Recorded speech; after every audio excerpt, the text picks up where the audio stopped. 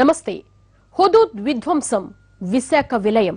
నగరంలో ఎక్కడ చూసినా చెట్లు కూలుతున్న దృశ్యం. ఆహ్లాదకర విశాఖ, ఆనందకర విశాఖ, హాయిగా ఊయలలూగుతూ ఉండే సముద్రపు అలలు.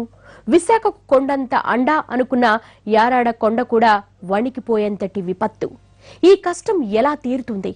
ఈ నష్టం ఎలా భర్తీ అవుతుంది? హోరు గాలిలో విలవిలలాడిన విశాఖ గొల్లుమంటోంది.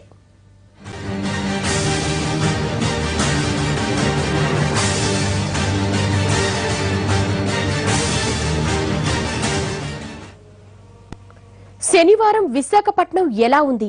హాయిగా, ఆనందంగా, పసిపిల్లల నవ్వులా ఉంది. దూరంగా కనిపిస్తున్న కైలాసగిరి అంచుని ఆకాశం తాకుతున్నట్లుగా ఉంది. చదువుల తల్లి ఆంధ్ర విశ్వవిద్యాలయం దీవిస్తున్నట్లుగా ఉంది. మరి ఆదివారం ఎలా ఉంది?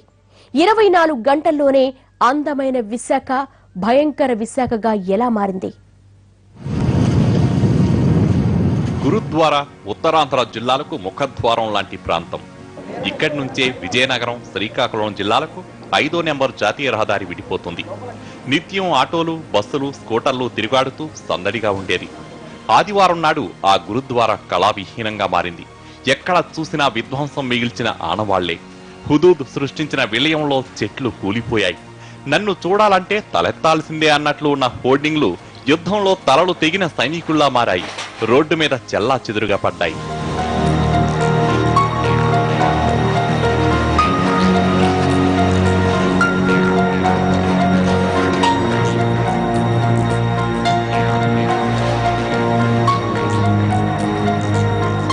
హుదూద్ తుఫాను సృష్టించిన పెను విధ్వంసం తర్వాత విశాఖ నగరం రూపురేఖలు కోల్పోయాయి. నగరంలో మొత్తం బేభత్స దృశ్యాలు కనబడుతున్నాయి. ప్రస్తుతం మనం గురుద్వారా జంక్షన్లో ఉన్నాం. రోజు వేలాది మందితో నిత్యం రద్దీగా ఉండే గురుద్వారా జాతీయ రహదారిపై కనిపిస్తున్న భయంకరమైన దృశ్యాలు ఇవి. ఎక్కడ చూసినా చెట్లు కూలిపోయి విద్యుత్ స్తంభాలు నేల కొరిగిన దృశ్యాలు కనబడుతున్నాయి. జనజీవనం పూర్తిగా అస్తవ్యస్తం అయిపోయింది. ఎట్టి పరిస్థితుల్లోనూ కూడా సహాయ పునరావాస కార్యక్రమాలను ఇప్పటికే అధికారులు ప్రారంభించారు. కానీ చాలా సమయం పట్టే అవకాశం కనబడుతుంది. చూడొచ్చు, పెద్ద పెద్ద హోర్డింగ్స్తో పాటుగా ఇళ్ల పైకప్పులు కూలిపోయినాయి. జనజీవనం ప్రస్తుతం తీవ్ర ఇబ్బందులు ఎదుర్కొంటోంది. కనీసం తాగడానికి మంచినీళ్లు కూడా లేని వాతావరణం. పెద్ద పెద్ద వృక్షాలు తలకిందులుగా తపస్సు చేస్తున్న ముడుల్లా మారాయి.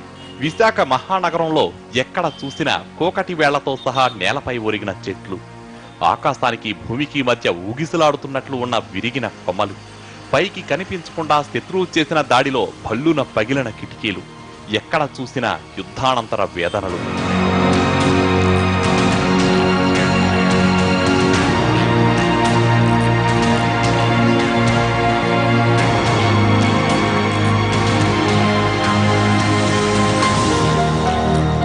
వాటర్ మట్టుకు చాలా ఉంది. Water as far as possible supply చేస్తే బేసిక్ థింగ్. అంతా సద్దుమణిగింది. ఇక బయటకు రావాలి, రోజువారీ పనుల్లో భాగం కావాలి. ఇలా అనుకుంటూ వీధుల్లోకి వచ్చిన పట్టణ వాసులకు వీధులపై ఒరిగిన చెట్లు, విరిగిన కొమ్మలు, నేలకు తాకుతున్న విద్యుత్ స్తంభాలు, ఎక్కడికక్కడ జనజీవనం స్తంభించింది. వీటికి తోడు జోరుగా కురుస్తున్న వాన. బయటకు వెళ్లాలని ఆరాటం సరే, వెళ్లాలంటే మాత్రం చిన్న పోరాటం చేయాల్సిందే.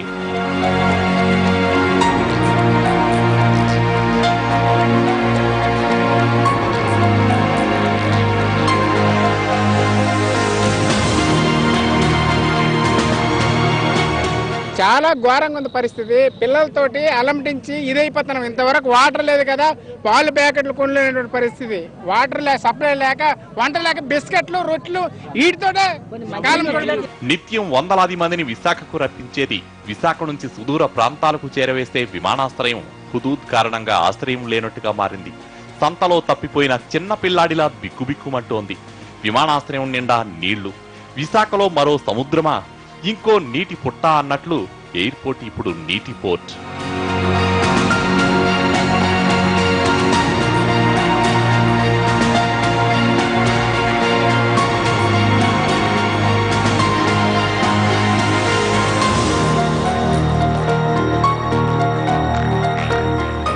అందాల విశాఖకు వచ్చే వారిని మరింత అందంగా ఆహ్వానించే విమానాశ్రయంలో కుర్చీలు పగిలిపోయాయి.